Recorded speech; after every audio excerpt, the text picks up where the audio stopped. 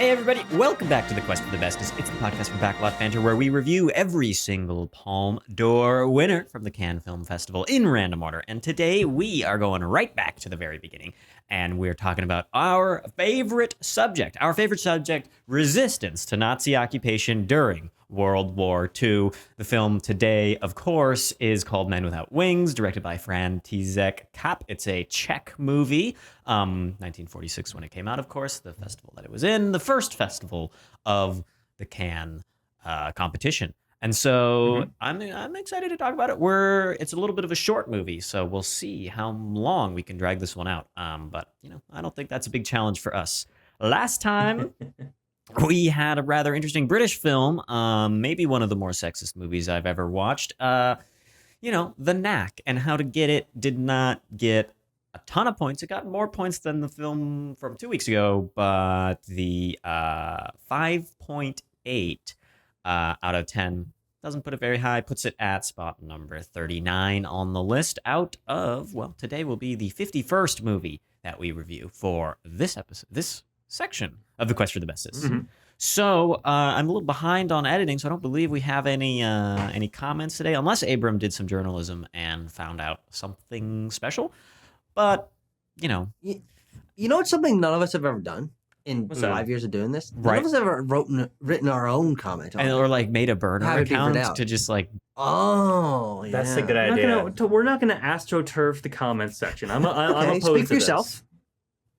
Yeah, we've got I mean, I'll be honest with you, boys. We got fuck all in the comments section. I'm looking around at non-Quest episodes too, and I'm finding it's slim pickings out there. It's the dog days. You in the hand. Tucker and I did a DCU versus MCU video after the release of Superman and Fantastic Four: First Steps, and JJJ-B1E commented twice. Saying, one, DC Comics is back, baby. I don't know what that has to do with the film sector of DC, but whatever. Comic sector doing very poorly, for the record. Yeah, I was gonna say. And he also said, Abram, I'd like you to weigh in on this, of course. Sure. Will y'all let Zack Snyder go? No way WB ever work with him again. Oh yeah, this is based off of my my assertion that there will be a DC movie directed by Zack Snyder at some point in the future. I don't like Triple J pulling me in with the y'all there. That is a Tucker Hazel opinion, a prediction. TH original alone. The THT Tucker Hazel take. That's right. Here's all I'll say to weigh in. THC Tucker Hazel content. My only contribution is thus. Tanner and I saw Superman together. He's out here visiting the East Coast. Sat down at the AMC Causeway in Boston. I got an icy. I love a watermelon icy, but here he had to order from the kiosk, pick it up at the counter. And this is where it gets so... I can't believe they did this to me. What did they do to you? They put boba in the watermelon icy. And that's not the... Oh, interesting. Yeah, so it looks like watermelon seeds. Now, I'll tell you, the texture of boba and the texture of icy... It's not right. Does it make them chewy because they're cold now? Or does it make them like a little rock, like a pebble in your drink? Yeah, I mean, I don't know. It's almost like there's no good comparison for it because it's just an untested idea. Whatever they're hiring. First time ever happened. They're hiring some degenerates at the AMC Causeway. Oh no. Man, more importantly, it's like when you put like gummy bears or gummy worms on like ice cream or froyo, and they just they harden up. And you're like, I actually kind of like that. I do like that. No, too. I like that. Yeah. Well, I think we get our podcaster badge of honor for waffling on about completely unrelated subjects to the. No, but look, Abram still got his fingers in his mouth. He had something to say. I was just gonna say that I have thought way more about Man of Steel since seeing Superman 2025 than I've thought of Superman 2025. There you go. And if James Gunn knew it was good for him, he would get somebody like Zack Snyder who doesn't give a damn about comics to make the movies. Oh, I see. We need more people that don't know what's going on. Sure. James Gunn knows too much. Yeah. Perfect. That'd be perfect. No, that was canceled, I'm pretty sure. Let's talk about this perfect movie, Men Without Wings. I'm pulling us back here. Tanner, would you give us a little plot synopsis about? I know it's like pulling teeth to talk about the movies that we assign ourselves, but so we find ourselves in 1942, Nazi-occupied Czechoslovakia. We have the story of Men Without Wings is centralized around an airfield in Czechoslovakia, largely having to do with the employees there, the airport engineers who are building and working on repairing Nazi planes that are being used in the war effort. They're effectively being forced to do this by the occupying Nazi forces. We also have a character named Jana, who is a sort of secretary at the airport, of course. Our main character comes in. His name is Peter Lom, or Petr Lom. He is a sort of refugee from the next village over. The village has been basically completely wiped out for fears of resistance by the Nazi army. So he and his nephew, whose name is, hang on, gentlemen, can anyone pull it before I find it? It's Yannick. Yurka. Yurka.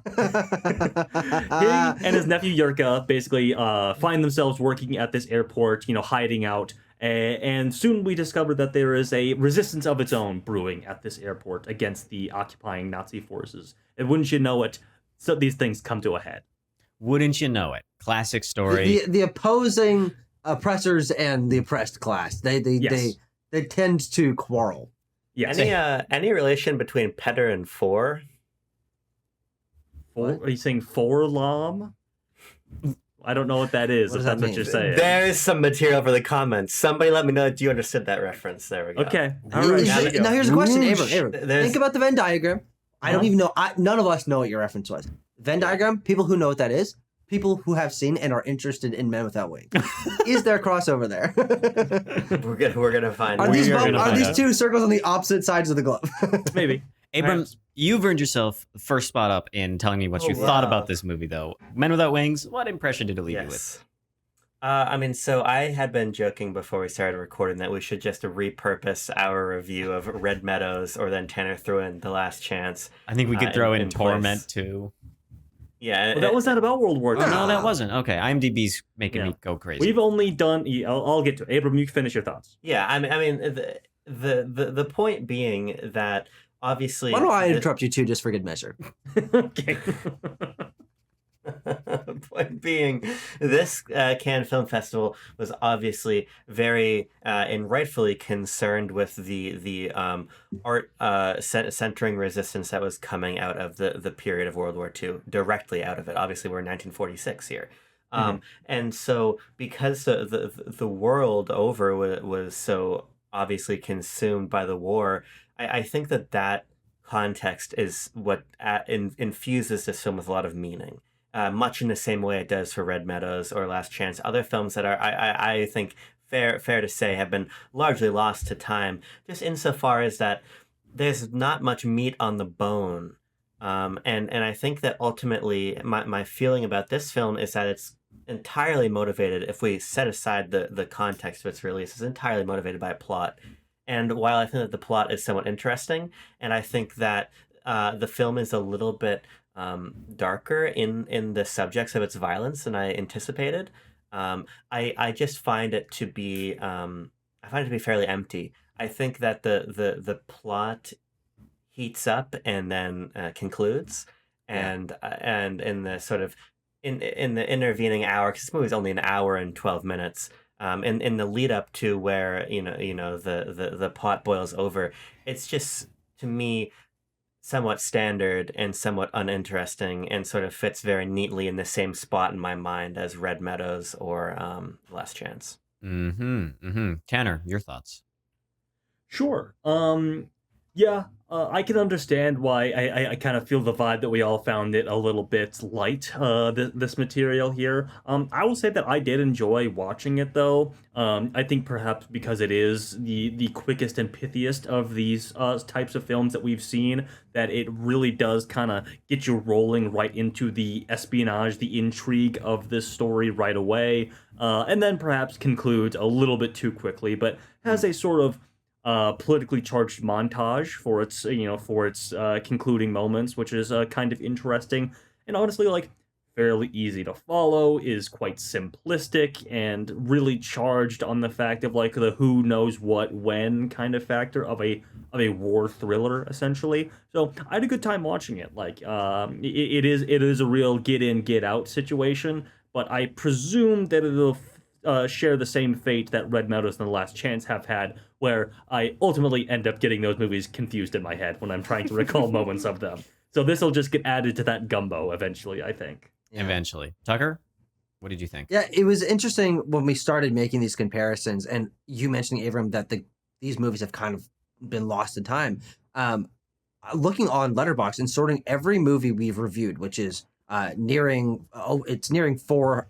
This is our 460th movie or something like that. So we've done a lot of these film reviews.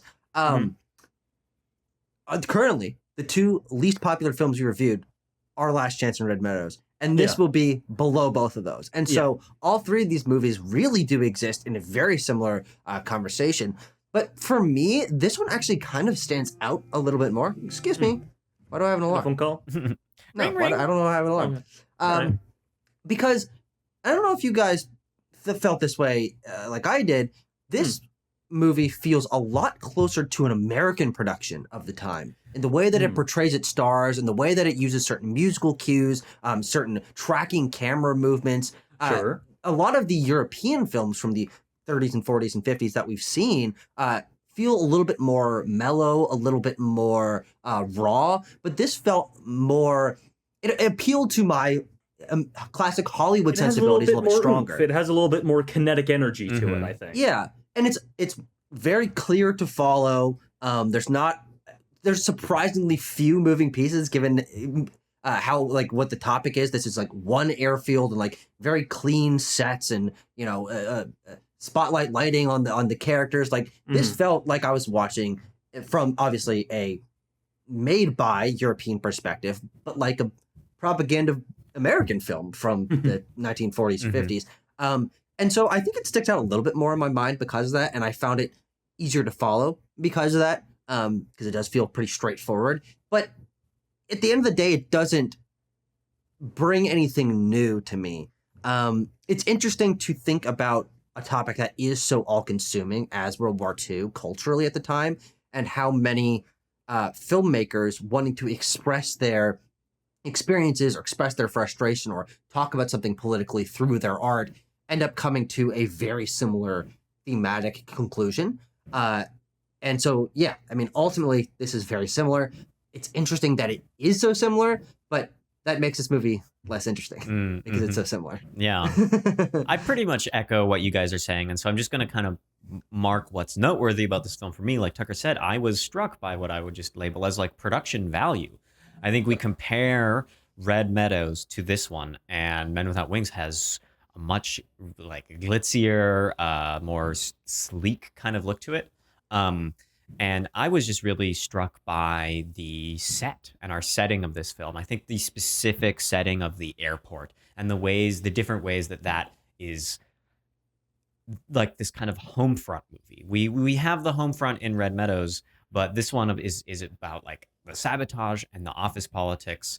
And I guess I was just really enamored by looking at all the planes that they were working on the engines. And, nowadays you would figure out ways to fake all those shots. And in this movie, clearly nothing is faked. I mean, clearly these boneyards, these scrapyards of aircraft parts are just there. And these planes are just landing and taking off. And so I find that very impressive. And then how interesting are the plot lines? I think, yeah, like you guys have said, we've kind of seen them before, but the specifics of it are kind of interesting. Having the boy be killed as opposed to, having him kind of be our first on-screen death at the hands of the Nazis puts in, really, I think, makes me believe even more the like barbarity of that the film is trying to display that the Nazis perpetrated. And so, this really taught you. Oh yes, I didn't know. yeah. But very illuminating film in that way. I then also am thinking about this film in relation to some other World War II films that come a bit later. I'm thinking about the Tin Drum and the Pianist, which we've seen, and how the like closeness to the time period of World War II creates all these very similar movies that we're talking about. But then Yeah. when we go forward in time and have a little bit more time to stew, and then you have like the children of the war generation are making films, and you get these other like not like similar but very very interesting and very fleshed out war movies that seem to be reckoning and seem to have a lot more thematic weight. And it's like right now in 46, I think we're just dealing with practical. We're just dealing with like reality and like this shit just happened, and how do we come about thinking about it, and how do we think about rats and snitches and a resistance cell and that kind of stuff. Whereas in 30 years, I think the themes of The Pianist are just so much more complicated than this. But I don't think you That's get more than 30 years later. It's a lot more. But Yeah. they Like 60. 60, Christ. Hindsight and a little bit of reflecting time, I think, benefits these war movies, and the more recent ones are a little better. The nerve is still raw here, absolutely. I mean, with those films that you mentioned, Timo, there is time to sit on what happened and philosophize a little bit about the ideologies that informed World War II and the Nazis and et cetera, et cetera. Yeah. Whereas there's not a lot of ideology going on here. No. Whereas this is just like there are good guys and there are bad guys, and like these two forces are ontologically opposed. And yes, there are even some people who are embedded. The Gestapo sort of villainous of this film in Marta, for example, or the resistance sort of spy, the secretary next to Ullman, who is sort of the Nazi styled very similarly to Hitler in this film, the boss of the airport. Yana is his secretary, and like she is embedded with the resistance. So there's a little bit of crossover, a little bit of embedding of spies, which the espionage element is something that is strong in Red Meadows, if memory serves, as well. But you're absolutely correct in that this is just basically this 1946 Cannes Film Festival is these nations coming together and basically saying like, here is how our nation stood up to and opposed the Nazi regime. Yeah. I think it is a little bit interesting. I kind of just was just putting this together as we were opening up our thoughts here, that I did have to double check. So Red Meadows came to us from Denmark, and then The Last Chance came to us from Switzerland. This comes us from, of course, from Czechoslovakia, and so I think there is very some different context there for what the I Nazis think so. did I to these agree, different Timo. nations.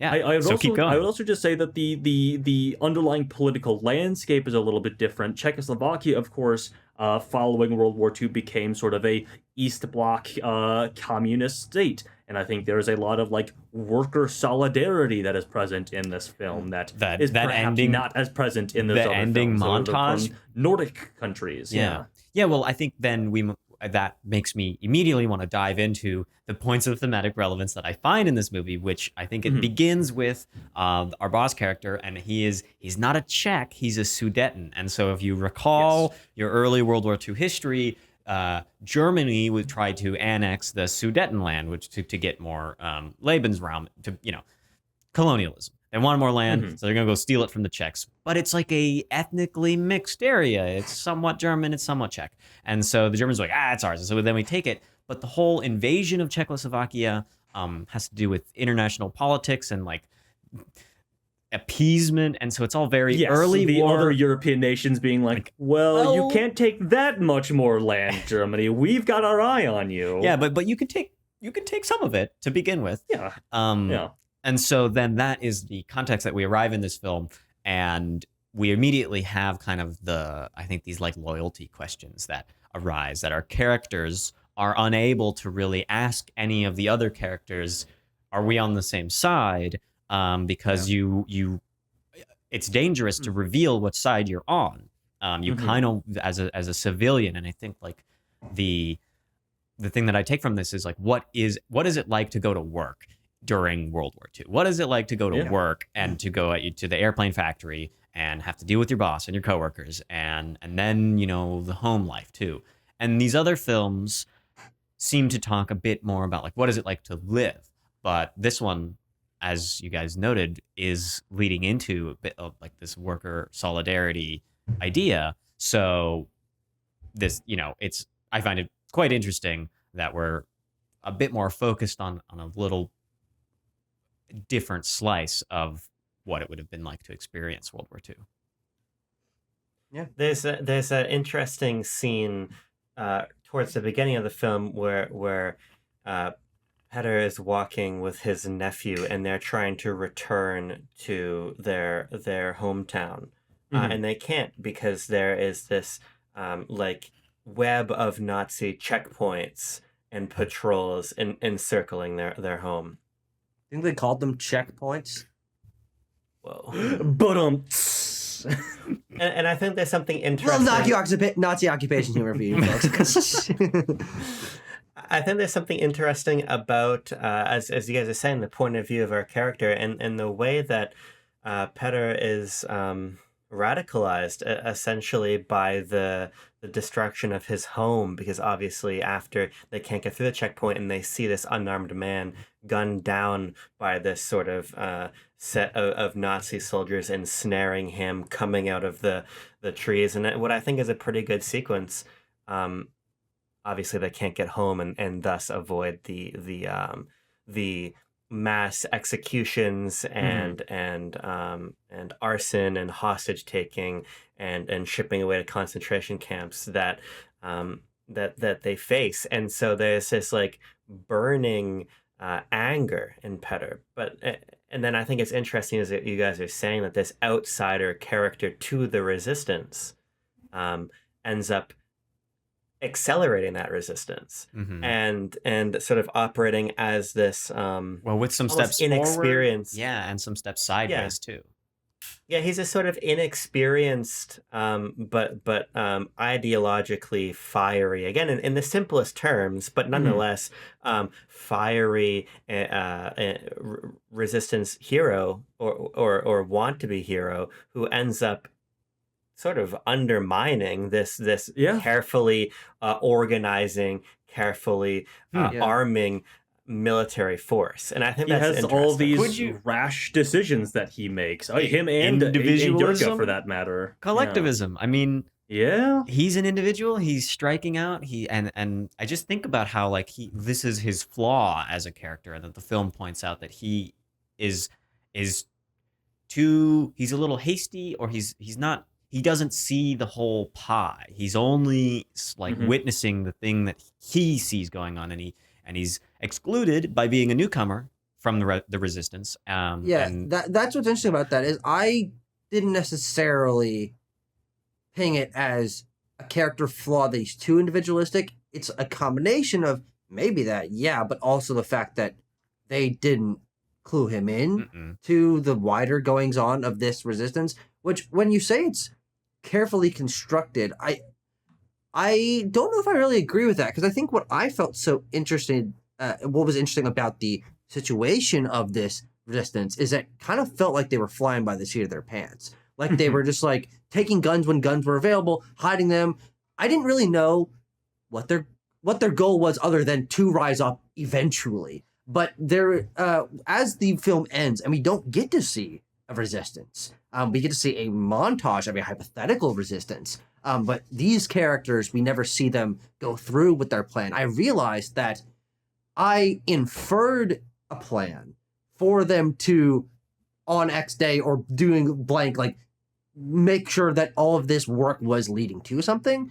But I don't think the film ever really describes that. And so to me, it felt very homespun, like this just like group of rebels that are just kind of people that I don't think we really ever learn that they have specific military background or anything.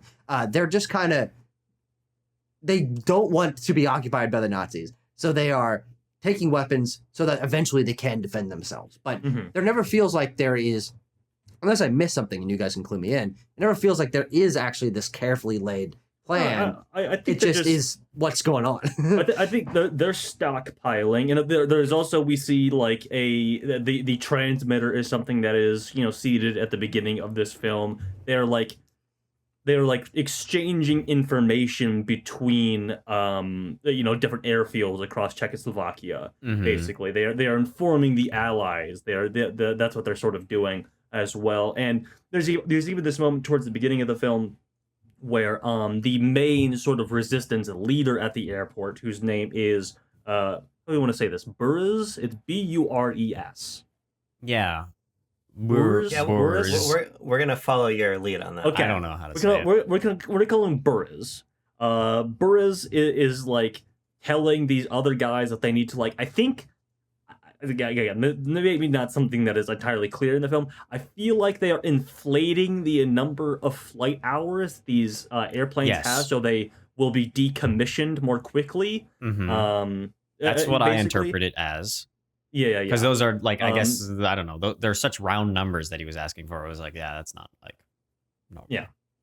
So yeah, basically that is what my thing is. So Tucker, I think you're right. That there is never a concrete plan of like, on this day we are going to attack. But I think that the general stockpiling of weapons, and there is a general vibe of like, Burrs is saying to Petter that like, hey man, keep your fucking voice down about this shit, all right? And eventually, when he learns that there is a resistance brewing, being like, all right, you've caused too much trouble at this point. Now we have to, like, move everything because they're going to get too suspicious of us. He's just like, we are biding our time, yes, because we're not ready to rebel fully against the occupying forces here. We are not in that position yet. And then Petter is just so motivated by what has just happened to his hometown, and of course, a little bit later, Yurka himself, that he's like, fuck this, I gotta kill Nazis right now. Like, yeah. I mean, this is where I think also on a plot level we have to intersect the espionage happening, because obviously these aren't like covert military troops, but they are part of a pretty sophisticated, or at least pretty bold spy network, And a wide one too, as the radio comes into play. It's not just in their local area that they're active. Yeah, and we send someone, I don't know if that is Burris, but we send them out to the mill to deliver supplies to another position that they have. Mm-hmm. We know that there is some kind of a network that is being established, that our main character and our main... They're mad as hell and they're not going to take it anymore. Our main lens in the narrative, even though the film is obviously not solely concerned with Petter's perspective, but he's an outsider to that. And again, Timo, if we want to think about this through the lens of what collectively these people are accomplishing, it is pretty impressive. Again, they are in this interesting position, and I would agree with you that I think the situation is stronger than the narrative for me. But the plot line, I should say, because the situation of these guys who are doing this very mundane engineering task of assembling these airplanes, it's interesting to sort of pinpoint this infrastructure as weak, and sort of there being space to build this espionage infrastructure within it and cause some kind of material damage. I think that's very cool. I have a question. I'm just kind of wondering that, like, whether or not to read deeply into the types of planes that they're working on, because they're not fighter jets, and they're not fighter planes with props. They don't have jets yet. They're bombers. They're right? not really bombers though. They've got a bunch of windows in them, right? Bombers No, don't have all they're those just windows. for like delivering supplies, I think. Yeah. Oh. Yeah. Like, they just seem like big and bulky, and you can just put a lot of crates on there with miscellaneous weaponry and something ammunitions. that Indiana Jones might fight. Yeah. It, Oh, might absolutely. fight I some actually Nazis. wouldn't be very surprised if the exact planes from this movie, which is probably like one plane that they just photographed over and over and over again, are actually just in Indiana Jones. So that tri-engine setup's pretty common. But yeah, like, so then does that, I don't know, does that mean anything that they're choosing then to this, like, you know, it's the war effort, right? But it's a decidedly less, like, there's more civilian uses of the planes. I don't know if that matters or not. I'm kind of on like the no it doesn't train. Like, they're just planes that is useful for the Nazis to move stuff around, and so of course the sabotage would come about if it were cars or trains. Yeah, it planes, trains, or automobiles, hypothetically. Right. But I think that does actually lead to the point I was saying earlier of it just feeling like very grassroots, right? It's like they're doing what they can at literally at the place that presumably they already worked even before the Nazis came in. Like, this is what they've been doing. They've been doing this for a while. These are the planes that they know, and they do feel like they can make an impact here. But to this movie's uncredit and the weakness of the screenplay, that is kind of as far as it goes intent-wise or thematically. We learn so little about the characters that aren't our two leads from the two plot lines. Yeah. We learn so little about them as we've explored. There's not a lot of specific planning going on that feels like it is any particular like strong narrative. And then for me, I do think a big part of what leaves this being kind of an unsatisfying production on the whole is that we don't even see this plan come to fruition. I think ending the movie so quickly on, again, a montage that implies resistance and hopes for resistance, I kind of see it as like a dying man's kind of like wish. That's pretty much what I see it as, exactly. Yeah. I think that means that the movie's like, and runtime wise, it also reflects this, just kind of missing a third act, right? Like the plot lines don't tie together. The Dark Knight of the Heart, like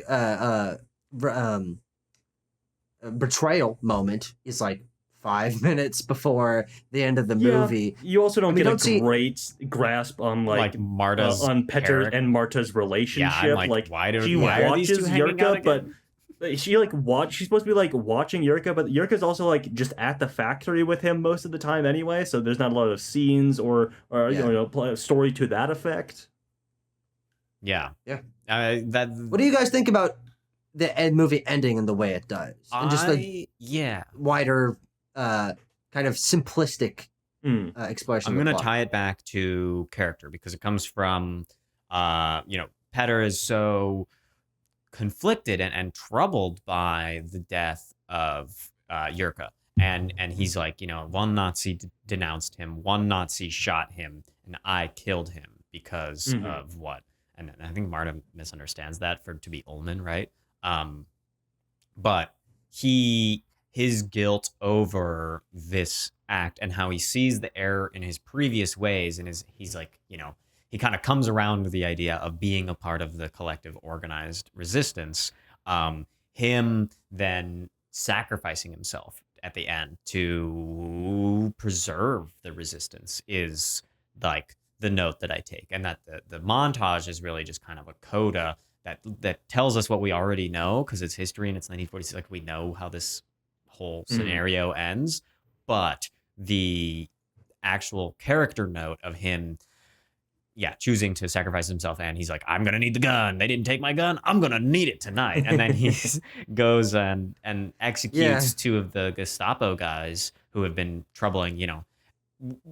Will this cause more problems in the future for the factory? Yeah, probably it will. Will will there be reprisals by the Nazis? Like, yeah, probably so.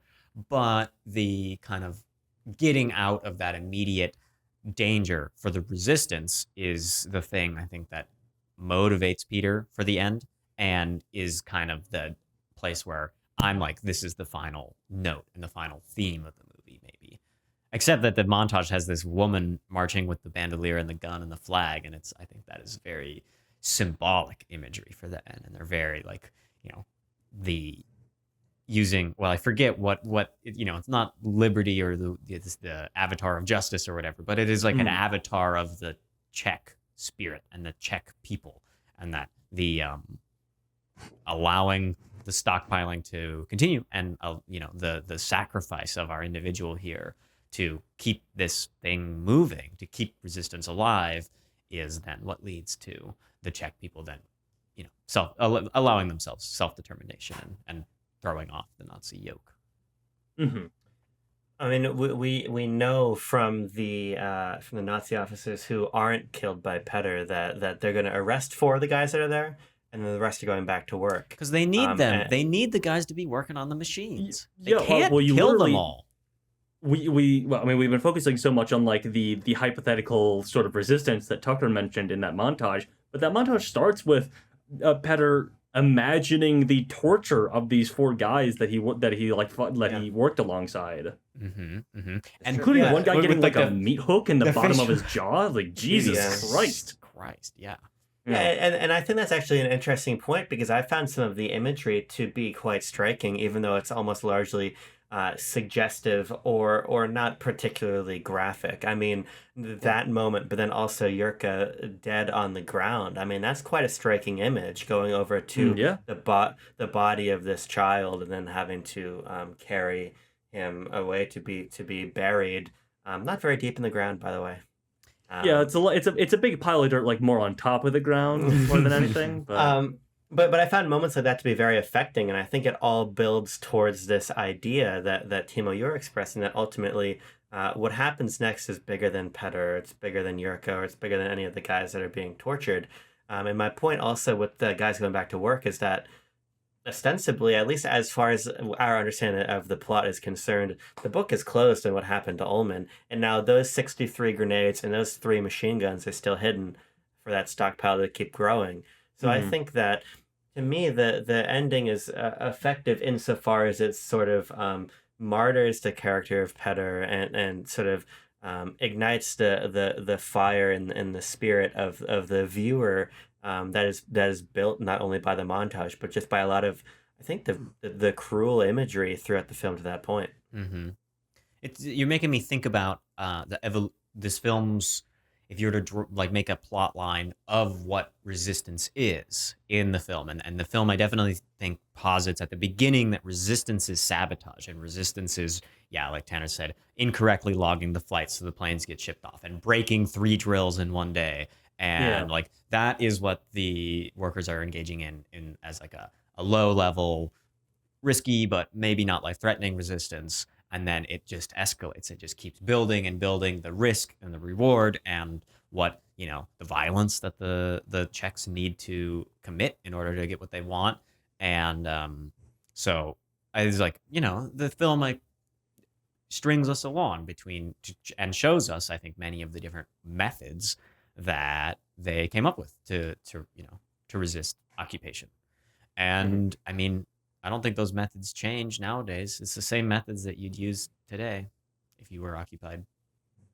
Should we talk Yana, gentlemen? And do we have any thoughts on? I mean, we've sort of talked about where Petter begins and ends, and then Yana is also sort of an important character, of course.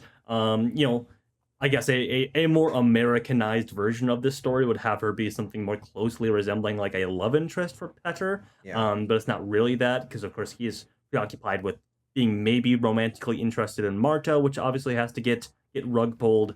But she sort of has her own sort of quiet plot line going on, where she is somewhat involved with the engineers at the airport, but she is mostly doing like information relay between all these different airports, and not a whole lot of time is given to that plot line of what exactly that means or what exactly that network looks like.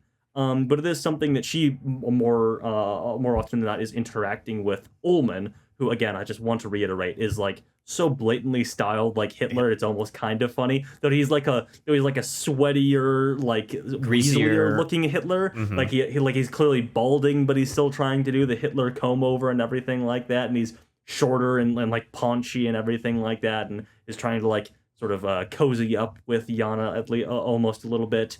And he eventually like discovers that she is relaying this information. She faints after she sees the soldiers kill Yurka, and he is like going to like skis on her while she's fainted almost, and then like sees that there's a note tucked into her lapel, which ultimately leads to the pretty good death of Ullman. I think one of my that rules pretty hard. Yeah, a Nazi death that really got a great reaction out of me while I was watching, because I didn't see it coming, and it's so fast. Like they're like, okay, this guy's dead. I know they're gonna kill Ullman, but how? And then we see a very quick shot of the electrical cabinet, and then we're back out, and you're like, they fried him. Holy crap! He gets basically led around and pushed and like they're pushed into a transformer by these like tall, like square jawed, burly Czech guys, and he's like a little meek little it's this real virgin versus German. Chad energy. Exactly. But yeah, Yana, she also has this scene like in her apartment with some resistance guys, where she's sort of I'm not really sure what to make of that scene. It seems to stick out a little bit in my mind for the rest of the film. They show up wearing Nazi regalia, right? But they clearly are not Nazis. Is that the scene you're talking about? Yeah. When he taps out the Morse code. Yeah. When they like break out the little whatchamacallit, the telegram. The transmitter, the radio. Yeah. Yeah. To that point, I think a lot of the things that would be more substantial plot lines in a longer movie are what really gets short shrifted by absolutely how stunted this movie's runtime is. Like when characters show up and they talk about something for like one scene, you're like, what did I miss? Like, did I miss something? Was there setup for this, or is there going to be payoff for this? And there's usually no. And so those I think are things that are implying that wider network, as we've talked about, implying a wider plan and a more gray set of roles of people who are integrated into the Nazis or not, or resistance or not. Like that I think is interesting, but you're right. Scenes like that, like I was like, oh, what is there going to be a big moment that because he sent this telegram that allows X to happen, or someone knows why? And no. Well, I mean, when they enter, Yurka is still in the apartment because he had come to deliver a coded message, and she's going to send him back on his way. But when the two guys come in and Heil Hitler, then he's sort of in this weird position where he doesn't understand actually what's happening. Yes. And then we have Yana lying down on a couch smoking a cigarette. And she's very casual. And she's very wistful. And I think that what we're trying to do in this scene is sort of play up the dramatic stakes of the two lives that she lives. Sure. Because that's the opening note of the film too, is when keep going. Because we have she in the eyes of this young boy is another Nazi, and is complicit in the acts of extreme violence against his homeland. And we know that his parents were there and are presumably, one is killed, the other sent off to a concentration camp. And so we just have this, I think, in my view, actually pretty potent scene where we get to the heart of the deception that Yana lives for the greater good of the resistance network they're trying to build. Obviously, that doesn't build to anything, which is definitely to the film's detriment. But I think that scene on its own, I think, is kind of one of the only moments when I kind of get more from or enjoy more out of her character that doesn't simply serve as a functional go-between in the plot of I got this information getting over to that person. So. It's interesting because I actually found her personal tension to be a lot more compelling. I think that the situation that she's in as a Nazi mole, she doesn't seem to have too many people who are super close to her. And so she's kind of just going through the motions. She knows who to trust and who not to trust, but it continuously puts her in these precarious situations where she has to quickly fold something up or quickly learn something or have someone on the other end of the phone and not say something or say something that kind of hints at something else. I found those scenes to be some of the most compelling in the film personally, because I do think that the stakes for her felt pretty high. Right, on a personal level, if one little slip up from her could cause the entire thing to fail, not only because she's the main informant of the rest of them, and so I feel like she feels a lot of pressure on even just the small moments of how organized her desk is or what kind of clothes she's wearing, in the way that we see the engineer guys, the airplane guys, like they're doing stuff out in the open. Of course, they're being discreet about it, but like they mess up a few times, and they're like stakes are putting guns out in the open into a plane, and you're like, I can see that machine gun, dude. I can see it. The stakes almost feel less high for them because they're just like doing things like close out in the open, and she's like the core of all this, but very Yeah. isolated. There is a more potent sense of deception for her. And Yeah. especially since she is like in the office with these guys all the time. And she's close to them. Well, and they're Like, always telling they're her stuff they comfortable shouldn't with be her. telling her. Yeah. Exactly. Yeah. I think because I mean I kind of agree, but I guess where I differ is that I think it's just a screenwriting issue to where I don't Sure. feel the stakes Mhm. any more or less for one group or the other because Yeah. she has the personal relationship, but also so does the foreman. I think there's an interesting dynamic between Sure. the foreman and Ullman where Ullman is kind of will come to him and be like, hey, what the hell is going on here? You know, Mhm. and they talk to each other almost as peers. And so for me, you have these two characters in the foreman and Yana who both are kind of serving a similar type of deception. Why I find the film to be so exciting once the sort of the pot boils over is that when both of their deceptions start to fail and we kind of we can't stop, we can't pump the brakes, we're having to kind of react to these issues. We have to react to the coded message being stolen. We have to react to the killing of Ullman. We have to reactively move the munitions. Yana has to take her, have her pistol in her purse. She has to duck behind a plane wing.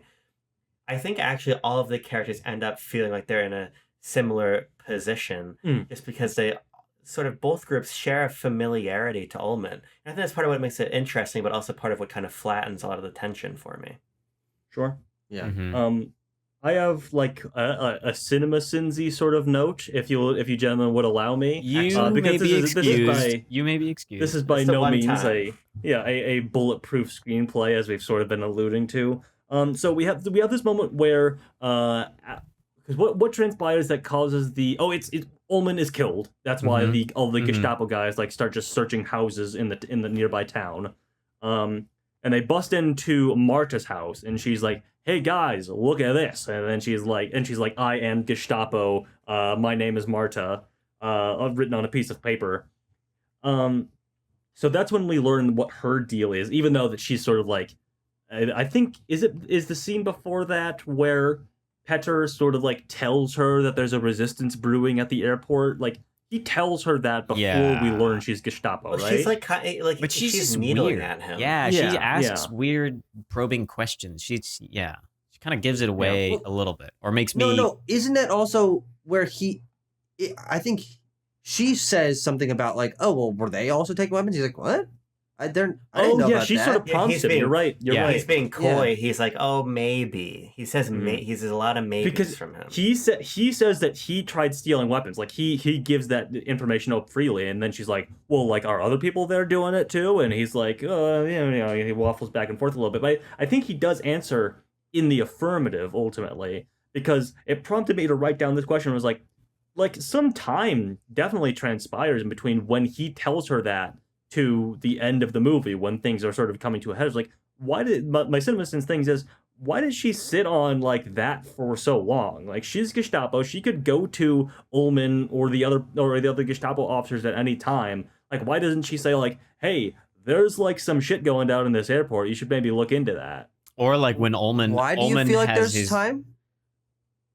Well, because that like definitely days happen in between, because that's like at nighttime. And then I'm just trying to track the what other plot points happen in between. But there are definitely like numerous cycles of him like going and coming back from work after that scene.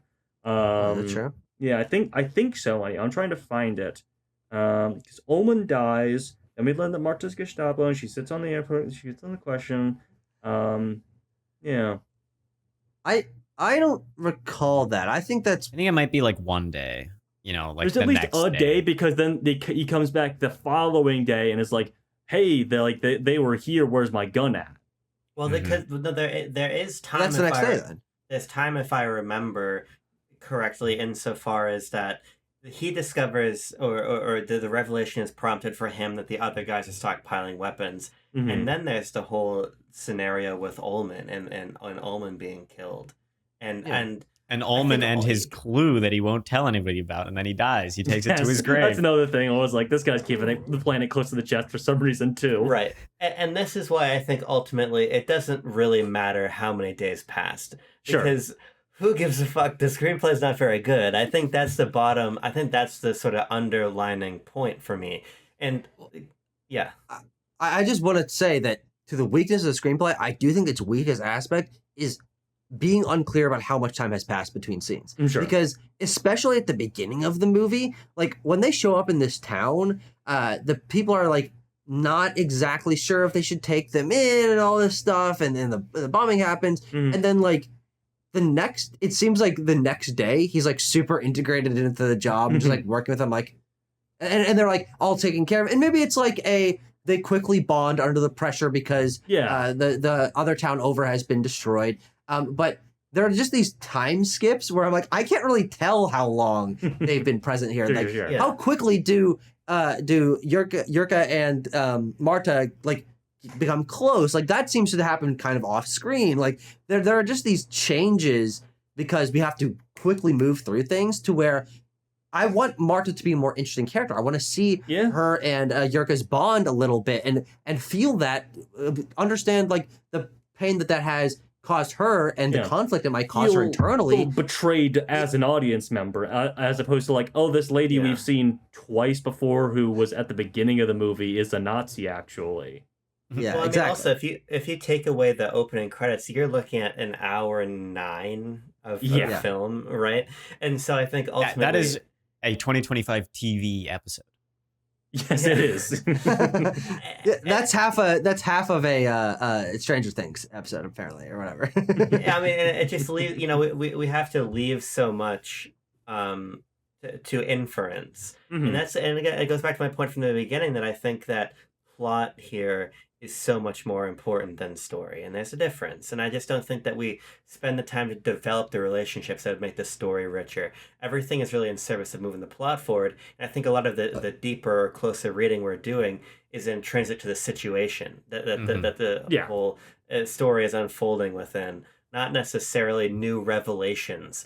Because I kind of don't really feel like there are that many great revelations in the narrative. Even the revelation about Marta is not really brought about in a particularly dramatic or interesting way. It's just sort of forced by a point of annoyance that in a different narrative would be more interesting. I mean, it's not at all similar, but you think about the trope of the undercover cop, right? Oh. And the undercover cop might get busted, and he has to like tell the other officer, "Hey, look, man, I'm with you, right? Don't screw this whole operation up for me, right?" There's not really any of that. Yeah. Again, I think that no. It's a pretty straightforward sort of set of dominoes that we're knocking over here. There's not a lot of loop-de-loops to be done.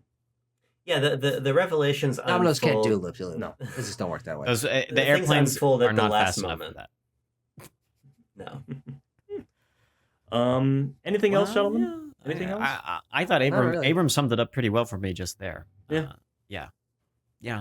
Interesting situation, but I didn't have any revelations about the Nazis that I hadn't had from watching movies. Well, prior. Sure. Kind of seen it before. Oh well. Yeah. We should at least underline again that the comeuppance of Ullman is great. It's just a really great scene. Mm-hmm. Yeah, I believe I messaged you guys. God damn, they sizzled that. Yeah, he got sizzled hard. I hadn't gotten to that part in the movie, and so I was just like, "What are you talking about?" And I was like, "What does he mean?" And then it happened, and I was like, "Oh, he got sizzled." Yeah, the motherfucker got sizzled. You weren't even there yet. Oh, you were watching it closer to recording than I did. Yeah, I really snuck this one in under the wire. I also kind of enjoy another perhaps flaw of screenplay thing, if you want to paint it that way, is that they're like, all right, no one's gonna find him in there, and then 10 minutes later they're like, we found him. he's in the transformer room. Okay. I did want to point out that yes, this is I'll get there. I wanted to give us a count already with this film. Once we scored, we put it in the books for certain. We are over halfway done with the 1946 winners. That is. Now wait, Tanner, are more of them in the same vein? There is one more sort of World War II resistance film. It is from this same year, 1946. The Turning Point is the last one that we'll have to talk about. Okay. That is a Soviet Union film as well. So perhaps a little bit of a different flavor from what we've gotten here. Even It might have a little bit more yes. artisticness too, given that Soviets were pumping out films for a couple years.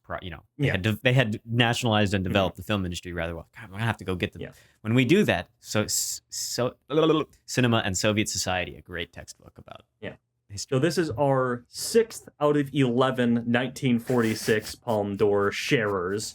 And of that group, this is our 3rd of 4 World War II resistance films. Gotcha. Awesome. Now that doesn't mean that there aren't other World War II resistance films in other years. See, I think I tried to do a count. There might be there might be some more, but certainly not the concentration that we're talking about here. Yeah.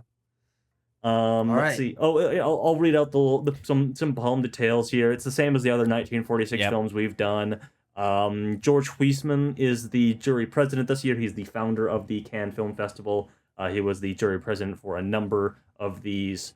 You had some classic folks on the jury, like Mexican playwright Rodolfo Uzigli, Soviet film director Sergei Gerasimov, and British-American film critic Iris Berry. Some faces and names that we all recognize. Those are 3 of Abrams' favorite people. Yeah, absolutely. Well then, I'm sure they were lovely. I'm sure they were. Let's punch in some scores and figure out what's going on with this one. Mm-hmm.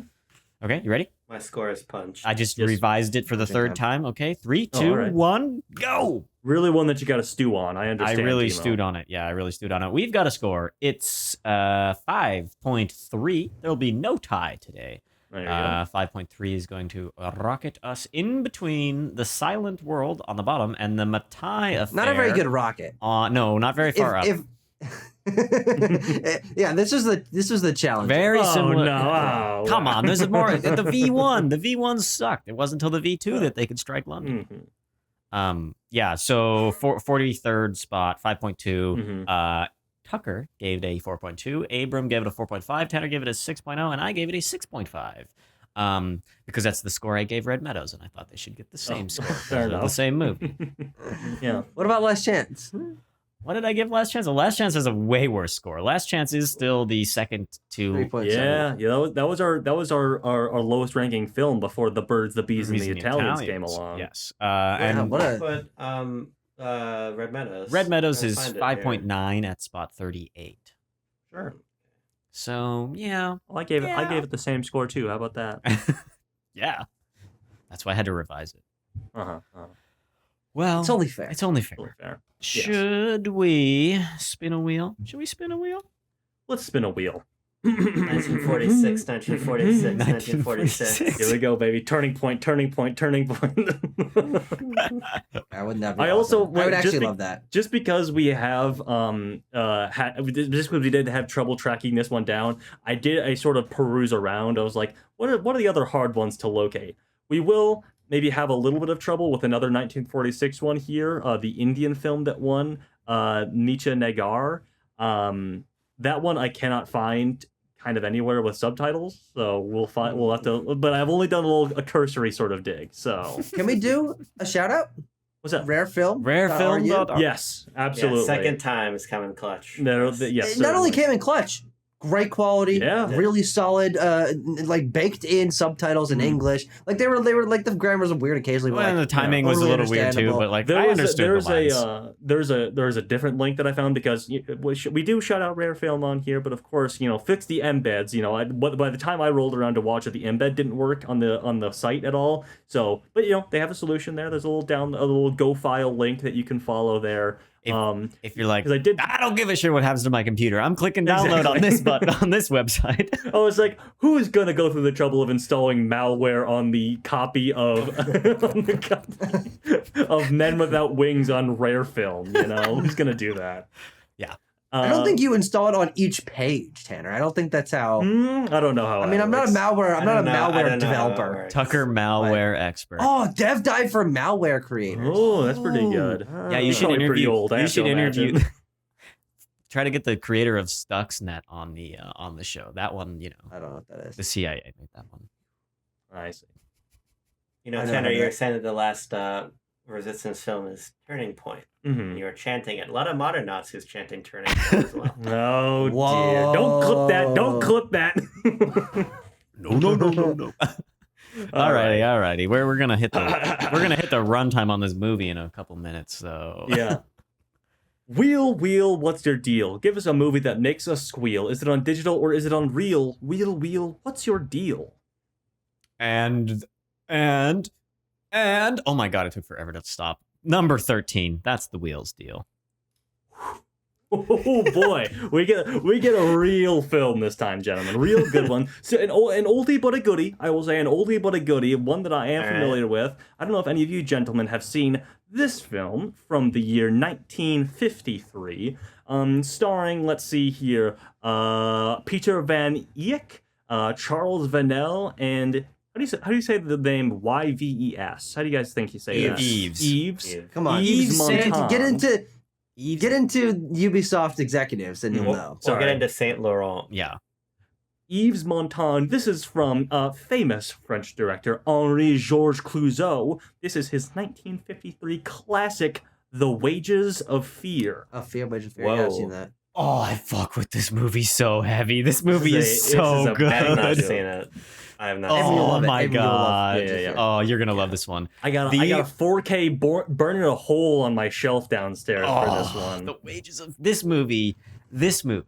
Oh my god, we're gonna have so much fun. I'm really looking forward to it. I don't even want to bring up Sorcerer because this one low-key's better. Listen. It's low-key better. Okay. I haven't seen Sorcerer, so I might pair them up here. Yeah, well, they're just remakes.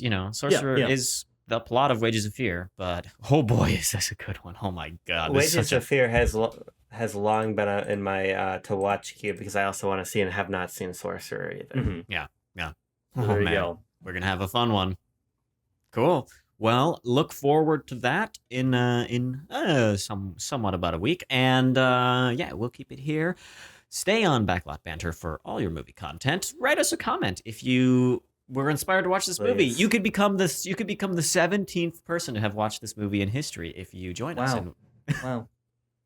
Incredible. So What are you talking about? He's talking about. I think he's talking about the IMDb ratings. Is that what you're talking about? I'm just making. A Oh, joke. you're just spitting out a number. I'm There's just. not been that many people. It was just such a specific number that I was like, I love how'd you specific. get that stat? Simo, I will have you know that this film has 407 logs on Letterboxd.com. Well, you, dear viewer, could be 408. No, Tucker's going to be 408. I haven't logged it yet. Yeah, I haven't logged it. Too late. Tucker beat you. Write us a comment if you think anything about this episode, and we'll be back next time. You know what I say: stay cool, keep warm. Peace.